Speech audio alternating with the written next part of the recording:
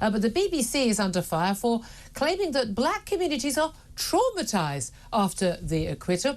And the likes of Sadiq Khan, the London mayor, Jeremy Corbyn, the former Labour leader, and Diane Abbott, of course, Labour MP, have been urged to apologise after they backed the gangster and their family, despite, let's face it, probably knowing exactly what his history was. Let's talk about this all with Mike Neville. He's a former Metropolitan Police Detective Chief Inspector. Good morning to you, Mike. Good morning, Julia. Thank you so much for joining us. I have to say, I always found it extraordinary, given the stuff that was in the public domain very early on after Chris Kaba was shot dead by this police arms marksman back in September 2022. It was known that he had criminal offences. It had been known that he was driving a car that was linked to two very recent shootings, one of which we know that he had actually taken part in. We now know anyway. It's extraordinary that so many of these senior figures, I would call them race baiters, because that's what they are, still claim, you know, the Chris Kaba was this sort of innocent man about town, probably on his way to a Bible class to then go and feed orphans. And it was terrible that he was even stopped by the police, let alone shot dead. But is it true that black communities, as the BBC claim, have been traumatised by the police officer getting off? No, I don't think they have. And none of the friends who are black, my ex-soldier friends, would feel the same. And I think a black commentator said that, you know, do white people associate with Fred West? Of course we don't. And what these people are doing, as you say, they're race grifters. And what they do straight away is that photograph you showed, the smiling chap, looking forward to being a dad and all this. Oh, yeah, and training to be an architect as well, apparently. Of course, or a doctor or something, no doubt, and a rapper. But, of course, what we know is he had a restraining order, the woman he had made pregnant because he was violent towards her, convictions from when he was 13. And what these people do, Sadiq Khan, Jeremy Corbyn, Diane Abbott, they immediately jump on and portray, if you're black, you're automatically a victim. If you're a police officer, you're automatically a racist. And this just isn't good enough, because what I would say to anybody, if you automatically assume that a person is good because they're the same colour as you, then you should really look at what you call a racist. Because I know this, if a black officer had shot a white drug dealer in the same circumstances, I would stand by the officer. His colour would be absolutely irrelevant to Or me. if they'd both been white or both been black, it's totally and utterly irrelevant. Interestingly, actually, race was also irrelevant to the George Floyd murder, the absolutely disgusting murder by a white police officer of a black man. Again, a man with a convicted felon. But again, his murder was disgusting, completely wrong, and the police officer quite rightly serving behind bars right now. But there was no evidence ever presented that he was racist. He was just a very nasty piece of work. He'd done this repeatedly to white people who were suspects, people he'd put under arrest as well, kneeling on them in the same way, the same dangerous way. I mean, sometimes you just got bad coppers and sometimes you've got good coppers, but it's got very little to do with this issue.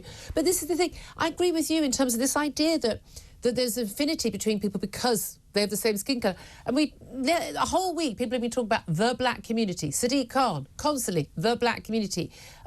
There isn't a black community in the same way there isn't a white community. And the idea that all black people come from similar backgrounds, you know, someone from Nigeria has the same beliefs or cultural views or income or values as someone born from the Caribbean, someone born here, someone who's arrived here as an immigrant. I mean, different economic situation, living rurally, living in the inner city. It is an absurdity to just judge people by their colour as opposed to all of the actual other things that make up their life in a far more important way. But also, it's such an insult to individual black people in this country to claim that they would have an affinity with a drug-dealing, violent criminal gangster, as opposed to an affinity as a law-abiding citizen, just like the vast majority of white people, the vast majority of black people also, with the armed officer trying to keep them safe. Well, what you can imagine, Jude, is what's their motive? So their motive is often power, votes, or money. There's far more money to be made in division than unity. If we also were working together but getting on, it cuts off a real supply of income for all these diversity advisors and all these people who come out of the woodwork causing trouble. We saw with the Black Lives Matter how much money was made out of that, and how much money was defrauded and the like. Yes. It's an absolute scandal. Everyone was buying lovely mansions, weren't they, and fast cars, but yeah. But all they're doing all the time is making us unsafe, because how would you be an officer? What officer in their right mind would want to carry a gun? Yeah. And what officer in their right mind would want to shoot a black man? Because if you shoot white people, that's pretty okay, as long as you can show that they were, acting in a bad way, suspiciously, or thought you had a gun. At the moment an officer stops and searches a black person or takes a gun out to shoot a black person who they believe is armed, they're putting themselves on offer. They're liable to be charged with murder or whatever else, accused of racism. And what it means is that people are unsafe, and the people who suffer the most are young black men who are often the victims of these things. And it's a scandal. And where are the senior officers standing up for our officers and saying this is not right? And we need some people in the black community to be more of it.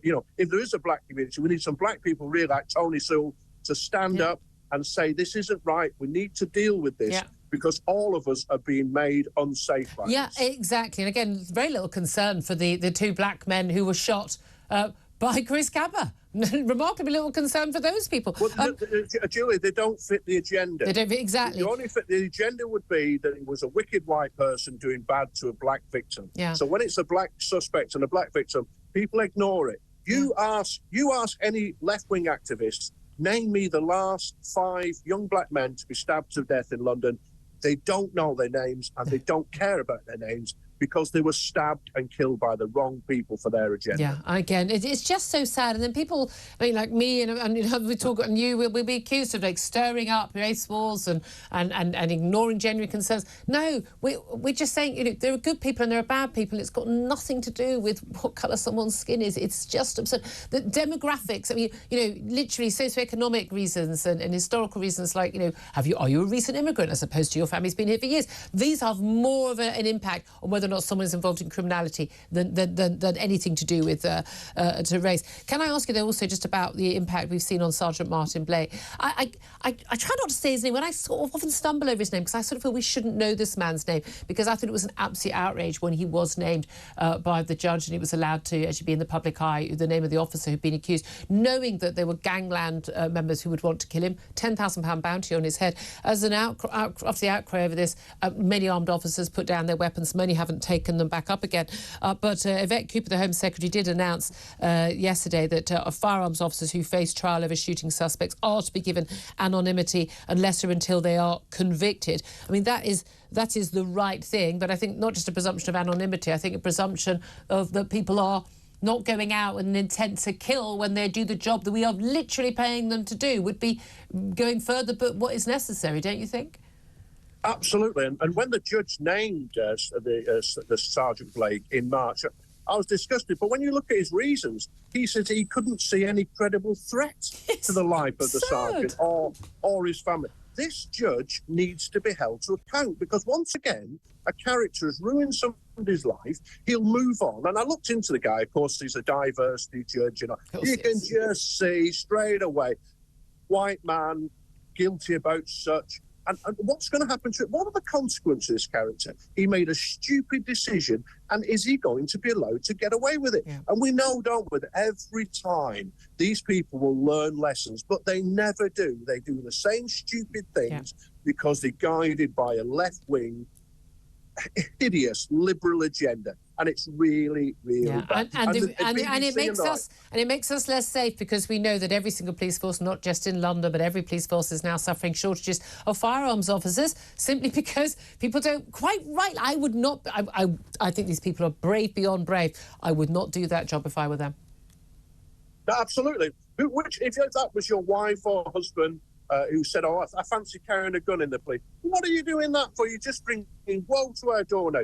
Any wife or husband has seen what's happened to the family. The children have had to move school, probably had to change your name or something. Yeah. All that trauma for your kids, all your trauma for your family. Let's have the judge. Let's have him shamed for making the most stupid decision, which was utterly unnecessary. I absolutely completely agree with you, Mike Neville. Thank you very much indeed. Just a quick word from Philip Ingram. Yeah, I think there's 2 other organisations that need to be held account as well. I think the IOPC continuing the trauma That's just wrong. Could be a gross misconduct not fit for purpose. charge, And actually, we go back to the original BBC report where the article stated black communities. That's just pouring fuel on the fire here. The BBC needs to take responsibility. All mainstream media need to take responsibility in what they're saying, because they're influencing as much as they're And again, informing. when Sadiq Khan says there's lack of trust in the police, that's because you fuel the lack of trust deliberately.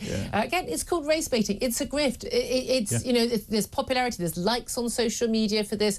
There's lots of people clapping you on, and what people are doing is wrong. It's really wrong. Completely wrong.